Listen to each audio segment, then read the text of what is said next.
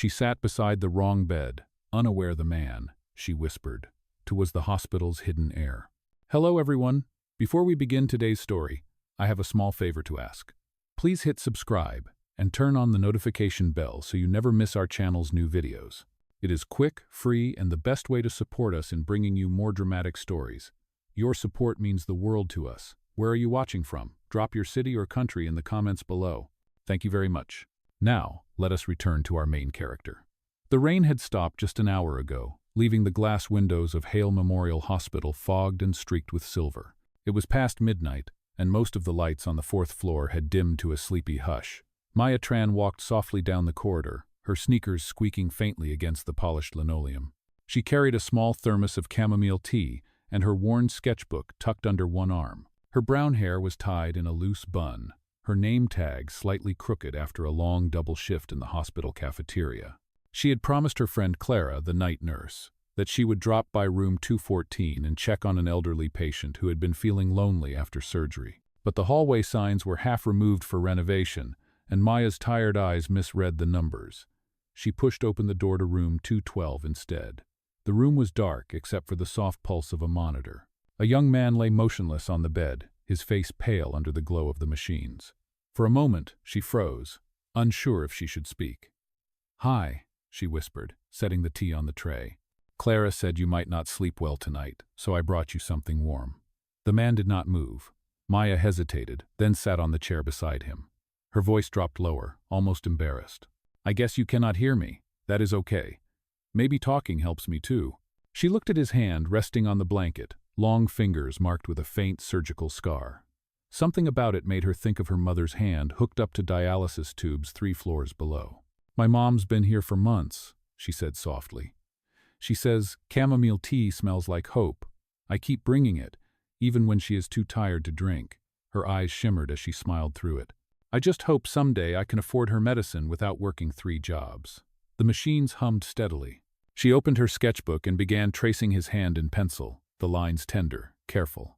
"Do not worry," she murmured. "You will get better soon. Everyone deserves another sunrise."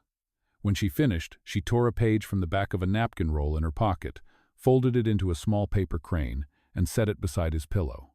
"A lucky bird," she said with a tiny laugh. "If you wake up and see this, that means you are stronger than yesterday." She stood, glanced one last time at the silent man, and slipped out of the room. Behind her, the monitor beeped steadily, but for a heartbeat, the rhythm quickened as if the man inside the bed had heard every word. His name was Heir, heir to the Heir health empire, though Maya had no way of knowing that the man she had just comforted owned the very hospital she worked in. For her, he was simply a stranger who needed kindness at 2 in the morning. And for him, that whisper in the dark would soon become the only voice he could not forget. The next morning, sunlight slipped through the blinds of room 212, casting a pale glow across the sterile floor. Heir stirred faintly, his eyes fluttering open to the quiet hum of the machines. His throat felt dry, his body heavy, but the faint scent of chamomile lingered in the air. On the tray beside him sat a small paper crane. He frowned, confused. There had been no visitors allowed except medical staff. He reached for the crane, unfolding the napkin carefully, noticing a faint pencil mark near the edge, a sketch of a hand. His hand, something inside him softened. For the first time in months, he smiled. Downstairs in the cafeteria, Maya Tran wiped down tables with tired movements, still embarrassed about the night before. She kept replaying it in her head, the wrong room, the quiet man, the things she said out loud to a stranger. "You are such an idiot," she muttered to herself, stacking trays. Clara, the night nurse, laughed from the coffee line. "You did what? You talked to the guy in 212? Maya groaned. "I thought it was your patient in 214. I was just trying to help." Clara shrugged, teasing, "Well, rumor says the guy in 212 is some kind of big deal. VIP recovery. Maybe you just cheered up a millionaire." Maya rolled her eyes. "Sure, because millionaires always stay in recovery rooms with flickering lights." She laughed, but deep down she hoped the stranger was okay. Later that afternoon, Evan's attending nurse entered the room to check his vitals. "Good to see you awake, Mr. Heir," she said. He blinked. "How long have I been out?" "Just a few days," she replied. "Doctor, Harris will be happy to see you conscious." Evan's gaze drifted back to the bedside table where the little crane sat folded again. "Who left this?" he asked. The nurse smiled politely. "Probably one of the cafeteria girls. Some of them like to check on the long-term patients during late shifts." Evan studied the paper bird as if it held the answer to something he could not name. Later, as he took his first steps around the hallway with the help of a walker, he passed the cafeteria doors and stopped. Inside, Maya was stacking cups, her hair tied up messily, her uniform slightly too big for her small frame. She looked up, startled to see him standing there, tall, composed despite the hospital gown. "Oh, she stammered. "You are walking already." Evan smiled faintly. "You are the one from last night, right? The chamomile tea and the lucky bird." Her cheeks flushed pink. "You were awake?" "Halfway," he admitted. "I thought I dreamed your voice." Maya tried to laugh but only managed a nervous smile. "I am really sorry. I was supposed to go to room 214. The signs were confusing." "I did not mean to do not apologize," he interrupted gently. "It was the best mistake that has happened to me all week." The way he said it made her blink, unsure how to respond. "I should get back to work," she said quickly, brushing past him. Evan watched her go, something stirring in his chest that he could not explain. That night, he could not sleep. The echo of her words, "Everyone deserves another sunrise," looped in his mind. He reached for the sketchbook he kept by his bed, one he had used to jot down business ideas before the accident. But instead of numbers or notes, he drew a small paper crane. For the first time in years, his lines were not for profit, but for peace. Across the city, Maya returned to her tiny apartment, her mother already asleep after dialysis. The lights flickered as she sat on the couch, pulling out her sketchbook. On one page, she drew a pair of hands again, one frail, one strong, touching lightly across a hospital blanket. She smiled faintly. Somewhere upstairs, maybe that stranger was smiling too. Neither of them knew that fate had already begun to weave them back together. The following morning, the hospital buzzed with the soft rhythm of routine machines beeping, carts rolling, voices murmuring behind closed doors.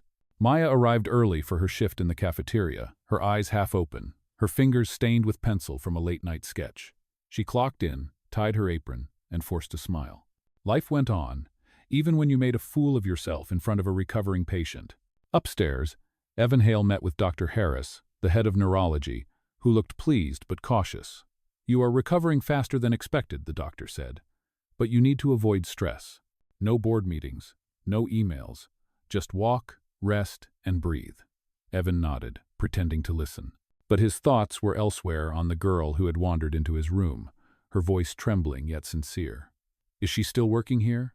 he asked suddenly. Dr. Harris looked up, surprised. "Who?" "The cafeteria girl. Brown hair, sketchbook, kind eyes." The doctor chuckled. "You mean Maya Tran?" "Yes, she works here. Why?" Evan smiled faintly. "No reason." Later that day, as Maya served lunch trays to the staff lounge, she turned and nearly bumped into him again, this time in a crisp shirt and a medical ID badge instead of a hospital gown. "You look different," she said before she could stop herself. "You look awake," he replied with a teasing grin. "How is your mom doing?" The question caught her off guard. "You remember that?" "Of course. You said chamomile tea smells like hope." She blushed, looking down. "She is stable." "Thank you." He nodded slowly, then pointed to the empty seat at her table. "Do you mind if I join you for a moment?" She hesitated, but something in his tone made it hard to say no. They sat together, the clatter of trays around them fading as their conversation deepened. He asked about her sketches, about the small bird she folded. She asked about his work, and he simply said, something in healthcare, keeping his last name hidden. They spoke until her break ended, and as she stood to leave, he handed her a folded napkin. Inside was a single line, written in careful script. "For the artist who reminded me what kindness sounds like." That night, Maya returned to her apartment feeling lighter than usual. She taped the napkin beside her drawings. For the first time in weeks, she let herself believe that life could surprise her in good ways too. Meanwhile, Evan sat in his suite, scrolling through board reports on his phone. His assistant had texted a dozen times about meetings and pending approvals, but he ignored them all. The life he had built suddenly felt distant, almost meaningless. What mattered more was the girl who treated him like a person, not a name on a plaque. The next afternoon, he walked into the cafeteria carrying a paper cup of chamomile tea. Maya looked up from the counter, startled. "You again?" she said, half amused, half flustered. "I owe you this," he said, setting the cup in front of her. "You made me believe it really does smell like hope." She smiled shyly, shaking her head. "You should be careful. Too much tea might turn you into an optimist." "Maybe that would not be so bad," he said softly. Their eyes met, and for a fleeting second, the noise of the hospital disappeared. Neither of them noticed Clara watching from the coffee station, a knowing grin on her face. "So," Clara whispered later as Maya wiped the counter, "the VIP patient likes your tea." Maya groaned. "Stop. He is just being polite." But when she looked toward the doorway and saw Evan glance back one more time before leaving, she felt something unfamiliar blooming quietly in her chest. It was not love yet. It was something gentler, something like the start of a sunrise she had once promised to a stranger. Over the next few weeks, the quiet rhythm of Heir Memorial Hospital began to change for both of them. Evan's recovery had progressed faster than anyone expected, and though he still attended therapy sessions, he found excuses to walk through the cafeteria more often. Every time he passed by, Maya would look up from behind the counter, pretending not to notice. But her heartbeat always betrayed her. He would order the same thing each time, a small cup of chamomile tea, and leave a folded napkin with a doodle on it, usually a crane or a tiny sketch of her hand serving tea. It became their secret exchange, an unspoken ritual that made long shifts feel shorter. One afternoon, as the rain returned to the city, Evan found Maya sitting on the bench outside the hospital courtyard, sketchbook open on her lap. Her hair was damp from the drizzle, and she was drawing quietly, lost in thought. "You will catch a cold," he said, handing her his jacket before she could protest.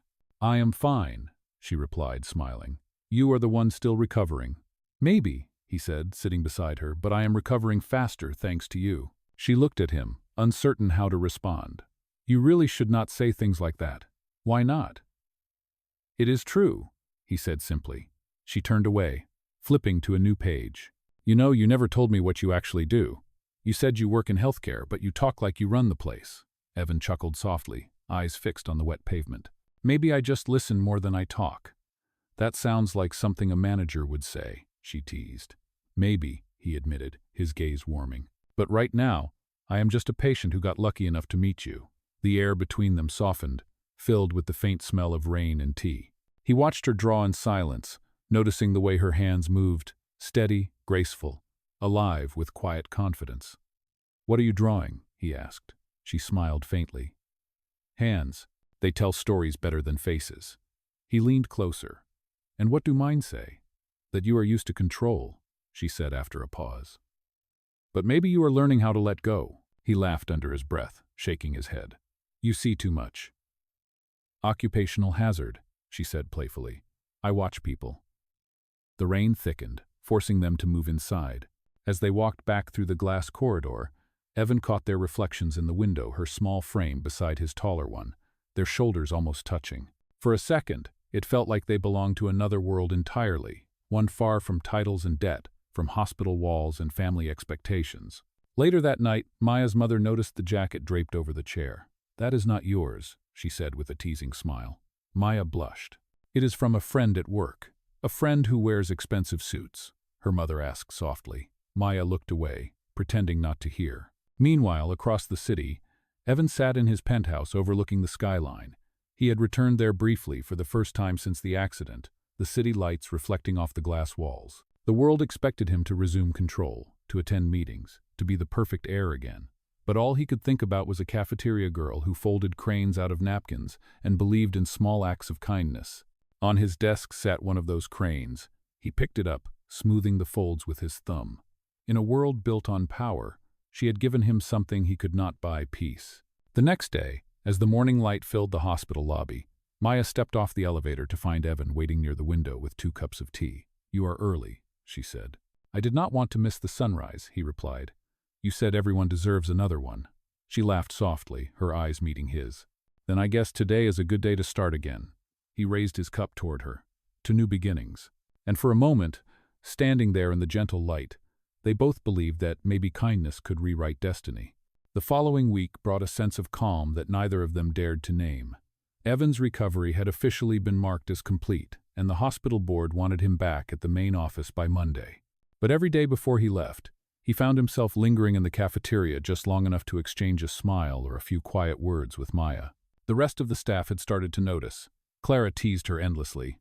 "You know," she whispered one afternoon, "if that man keeps drinking your tea, we will need to start charging by emotion." Maya rolled her eyes, pretending to ignore it.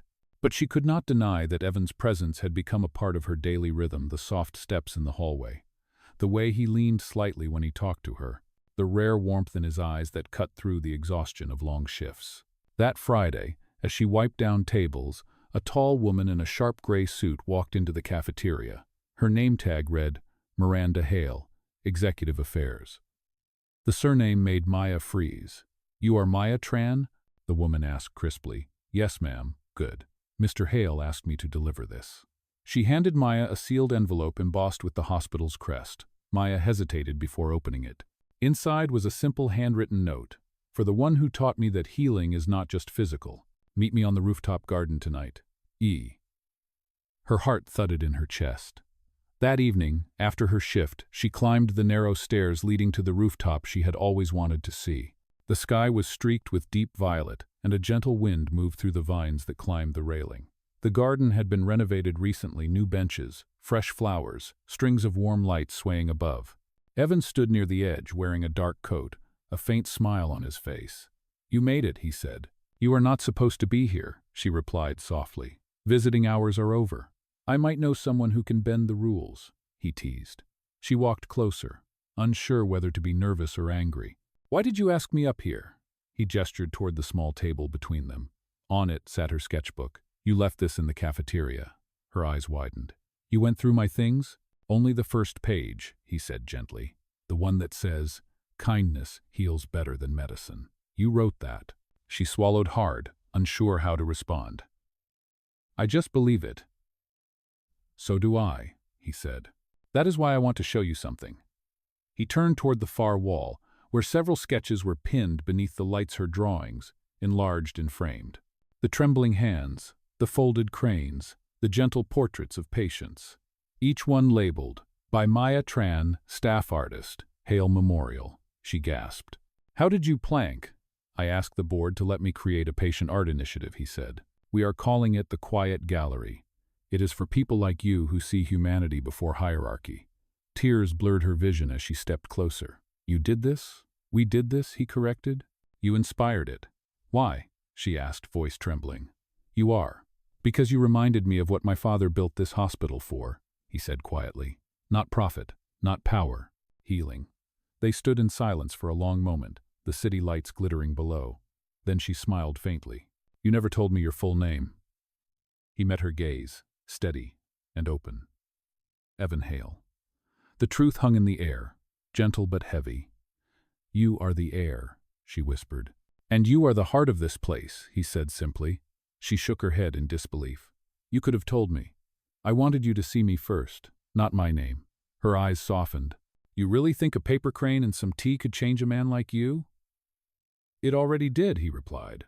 And as the night deepened, they stood side by side beneath the string lights, surrounded by her art. Two lives that had begun with a mistake, now finding their rhythm in something real. The following days felt unreal to Maya. Overnight, her sketches became part of the hospital's newest initiative, the Quiet Gallery, and every staff member seemed to know her name. Some congratulated her with warm smiles. Others whispered behind her back, their voices tinged with disbelief. "The cafeteria girl?" one nurse said under her breath.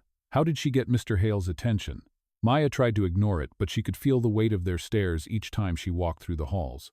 Meanwhile, Evan was busier than ever. Meetings, board discussions, and media requests flooded his schedule, but he still made time to stop by the cafeteria for a few minutes each day. Sometimes he brought her coffee instead of tea, saying it was her turn to be taken care of. One evening, after a long meeting with the hospital's finance team, Evan found Maya alone in the rooftop garden. The string lights swayed gently above her as she sat sketching in the quiet. "Rough day?" she asked, noticing the tired look on his face. "More like a long one," he replied, taking a seat beside her. "You know, it is strange. I have spent years running numbers, managing people, planning expansions, but this is," he gestured toward the gallery wall filled with her drawings. "This is the first time I feel like we are actually helping people." Maya smiled softly. "Sometimes healing does not need a report. It just needs to be seen. Evan looked at her, admiration flickering in his eyes. Do you always talk like that? Or do you save the wisdom for late nights? Maybe a bit of both, she said with a quiet laugh. Silence stretched comfortably between them. The air smelled of lavender and rain. Maya, he said finally, his voice lower, hesitant. When I was lying in that bed, I could hear your voice, even when I could not open my eyes. You told me everyone deserves another sunrise. She looked at him, startled. You heard that? Every word, he said, and it made me want to wake up, not just from the coma, from the life I was living before. Her breath caught. Evan, I am not saying this because I owe you, he continued. I am saying it because I do not want to go back to that world without you in it. For a moment, the world around them went silent. The city lights shimmered like scattered stars below. You are serious, she said softly. Completely, he answered. She exhaled slowly, the weight of reality pressing down on her. You do not understand what people will say. I am just... You are not just anything, he interrupted. You are the reason I remember what this place stands for. Tears welled in her eyes, but she shook her head. Evan, I cannot be a headline in your world. He reached out, gently taking her hand.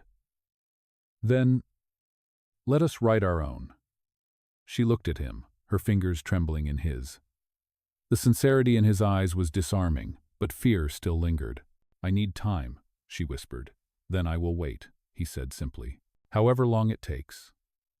That night, Maya walked home under the city lights, her heart caught between two worlds, the one she had fought to survive in, and the one he was offering her. She passed the window of a bookstore and caught her reflection, a tired girl in a cafeteria uniform holding a paper crane in her pocket. She smiled faintly. Somewhere inside, she knew that life was changing, whether she was ready or not. Across town, Evan stood alone in the rooftop garden, staring at the art that had brought them together. He picked up one of her cranes and held it to his chest. Everyone deserves another sunrise, he whispered to himself. And for the first time since he had inherited his father's empire, he truly believed it. The next few days were not kind to either of them. News about the hospital's mystery artist had reached the local media, and once the reporters discovered Evan Hale's connection to Maya Tran, the headlines turned cruel. The Heir and the cafeteria girl, one article read, while another accused Maya of manipulating her way into Evan's life. By Monday morning, the hospital corridors buzzed with gossip. Some staff avoided her. Others looked at her with pity, and even Clara struggled to find the right words. Maya kept her head down, but every whisper felt like a cut she could not hide. When Evan arrived at the hospital that afternoon, the tension was impossible to miss. He found her in the back of the cafeteria, scrubbing trays long after her shift had ended. Maya, he said softly. She did not look up. You should not be here, she whispered. The whole building is talking about you. Then let them, he said firmly. They do not know what they are talking about. She turned, her eyes red. Do you have any idea what this looks like? You are the owner of this place, Evan. I am just a girl who serves coffee. They think I am using you. You are not, he said, stepping closer. And anyone who knows you knows that. But they do not know me, she said bitterly. They only see what they want to see. He hesitated, searching her face. Then let me fix it. You cannot fix perception, she replied. You cannot make them believe something they do not want to. The room fell quiet except for the hum of the dishwasher. She wiped her hands on her apron, her voice trembling. Maybe this was a mistake. Maybe that night in your room was supposed to stay just at a moment that meant something but was never meant to last. Do not say that, he said, his voice breaking slightly. I cannot lose you because of gossip. You will not lose me, she said, forcing a small smile. You never had me to lose. Then she walked past him, her footsteps fading down the empty corridor. That night, she packed her sketchbook, her mother's medicine, and a few clothes into a duffel bag. She left a note for Clara that simply read, I need to disappear for a while. Across the city, Evan sat in his office, staring at the glowing skyline, his phone buzzing with unanswered calls from the board. The same people who had praised him for modernizing the hospital now warned him that his reputation was at stake. The optics are bad, Mr. Hale, one executive said. You need to distance yourself. Evan hung up without replying. For the first time in years, he felt powerless not because of his wealth, but because the one person who had reminded him how to live was gone. He looked down at his desk, where a small paper crane sat beside a cold cup of tea. He unfolded it slowly, revealing her handwriting inside. Kindness heals better than medicine. His chest tightened. For Maya, Those were just words. For him, they had become a promise. And he knew then that he would do whatever it took to make things right. 3 weeks passed before anyone heard from Maya again. She had left the city quietly, taking a job in a small-town diner 2 hours away, where nobody knew her name or her story. Each morning, she brewed coffee for strangers and spent her breaks sketching faces she would never see again. It was peaceful, but her heart carried a dull ache she could not shake. Back in the city, Evan was not the same. The hospital board demanded damage control, yet he refused every publicist's script. Instead, he poured his energy into expanding the quiet gallery, turning it into a permanent foundation for patient art and staff education. If we claim to heal people, he told the board during one heated meeting, then we cannot punish kindness. His defiance made headlines again, but this time the story changed. The media began covering the hospital's community programs instead of the scandal. Donations doubled, and yet Evan still felt hollow without her. One rainy evening, as he reviewed files in his office, Clara appeared at his door, holding a small envelope. "She wanted me to give you this," Clara said quietly. "She called to check on her mom's progress. I told her you still ask about her every day." Evan opened the envelope with trembling hands. Inside was a sketch of the rooftop garden, drawn in charcoal. 2 silhouettes stood beneath the string lights, their hands almost touching. At the bottom, a note read, "If healing is about coming back, maybe I just need time." He stared at the drawing for a long moment before standing abruptly. "Do you know where she went?" "A diner near Riverview," Clara said, smiling softly. "But she will not be easy to convince." "She does not have to be," he said. "I just need to see her." The next morning, Evan drove through the pouring rain until he found the small roadside diner. Through the window, he saw her wiping down a counter, her hair tucked under a simple cap. She looked tired but peaceful. He stepped inside, the bell above the door chiming softly. Maya turned, her breath catching the moment she saw him. "Evan," she whispered, "you found me. You left me something to follow," he said, holding up the sketch. "And besides, I never stopped looking." She shook her head in disbelief. "You should not be here. This is not your world." "It is if you are in it," he said simply. For a long moment, neither of them moved. Then she sighed, tears glimmering in her eyes. "Why did you come all this way?" "Because I needed to tell you in person," he said. "The gallery is now a foundation in your name. Every dollar goes to the staff who work behind the scenes. The cafeteria, the cleaners, the nurses, all of them. I wanted the world to see what you showed me." Her lips parted, speechless. "You did that?" "We did," he said. "Because of you." She looked at him, torn between pride and pain. "I never wanted recognition, Evan." "I know," he said gently. "That is why you deserve it." He took a step closer. "Come home, Maya. Let them talk. Let them see that kindness is not weakness." For a long moment she stood frozen. Then she exhaled softly, a small smile breaking through. "You always did have a way of showing up at the right time." He smiled, his eyes warm. "No, you just sat by the wrong bed at the right time." And with that, she finally laughed through her tears, knowing that maybe, just maybe, healing meant finding her way back. A month later, the rooftop garden of Heir Memorial Hospital looked different. The once quiet space had become a living monument to everything they had built together. A small stage had been set up near the edge, surrounded by flowers and lights, where staff members and patients gathered to celebrate the first anniversary of the Quiet Gallery Foundation.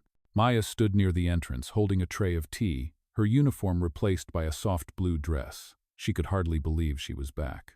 After weeks of hesitation, she had agreed to return, not because the world had changed, but because Evan had proved that he could. Across the garden, Evan was finishing his speech, his voice carrying through the cool evening air. "This hospital was founded to heal," he said, looking toward her. "But healing is not only about medicine. It is about compassion, about the people who remind us what humanity feels like when we forget." Applause rippled through the crowd as he stepped down, moving toward her. "You still hate being the center of attention," he teased softly. "Always," she said with a nervous laugh. "But I will make an exception tonight." He smiled, taking her hand gently. "There is one more thing I want to say." The crowd hushed as he turned back toward the microphone, still holding her hand. "This foundation would not exist without one person, a woman who reminded me that kindness heals better than power ever could. Maya Tran, you turned a mistake into a miracle." Her breath caught as he reached into his pocket and pulled out a small paper crane, the same one she had left by his hospital bed months ago. Inside was a silver ring tied to a thin red string. I thought it was only fair that this story ends where it began, with a promise. The crowd gasped softly as he knelt. Maya, will you marry me? Tears welled in her eyes as laughter and applause broke around them. Yes, she whispered. 1,000 times yes. He slipped the ring onto her finger as the lights above them shimmered. Clara was the first to shout, "About time!" and the entire rooftop erupted with laughter. Later that night, after the guests had left and the city lights blinked below, Maya and Evan sat together on the bench, overlooking the garden. "Do you ever think about that night?" she asked quietly. "Every day," he said. "You sat by the wrong bed, but somehow it was exactly where you were meant to be." She leaned her head on his shoulder. "Maybe mistakes are just fate in disguise," he smiled, brushing his thumb over her hand. "Then I guess I owe fate my life." The wind moved softly through the vines, carrying the scent of chamomile and rain. In the distance, a nurse wheeled a patient past the gallery wall, pausing to look at the sketches, signed by Maya Tran. The plaque beneath them read, "The Quiet Garden Promise" by Maya and Evan Hale. And as the night settled around them, it was clear that kindness had written its own ending, one where love was not a miracle, but a choice made every day, one quiet sunrise at a time.